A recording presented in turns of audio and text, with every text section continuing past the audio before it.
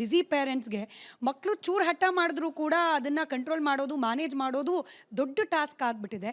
ಈ ಹಠ ಮಾಡೋ ಮಕ್ಕಳು ಯಾಕೆ ಹಠ ಮಾಡ್ತಾರೆ, ಹಾಗೆ ಅವ್ರನ್ನ ಮ್ಯಾನೇಜ್ ಮಾಡೋದು ಹೇಗೆ ಅಂತ?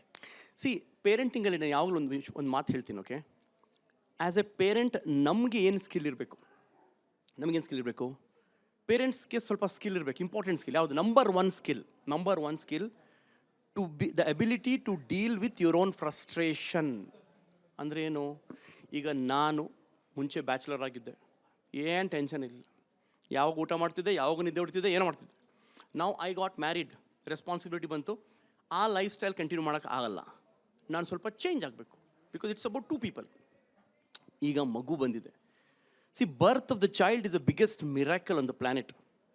Even today it will be through out ಅಲ್ವಾ? ಮಗು ಬಂದ ತಕ್ಷಣ ಈಗ ನಾನು ಏನು ಥಾಟ್ ಪ್ರೊಸೆಸ್ ಮಾಡಬೇಕು?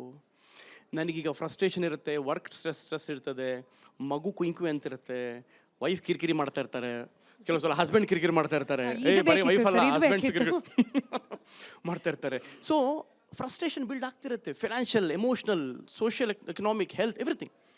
ಆ ಫ್ರಸ್ಟ್ರೇಷನಲ್ಲಿ ನಿಮ್ಮ 6 ತಿಂಗಳು ಮಗು ಸಡನ್ಲಿ ಮಿಡ್ ನೈಟ್ ಕಿರಿಚಾಡಿ ಎದ್ದಾಗ ನಿಮಗೆ ಯಾಕೆ ಬೇಕಿತ್ತಪ್ಪ ನನಗಿದು, ಆರಾಮಾಗಿದ್ನಲ್ಲೋ ದಾವಣಗೆರೆಯಲ್ಲಿ ನಾನು ತೋಟ ನೋಡಿಕೊಂಡು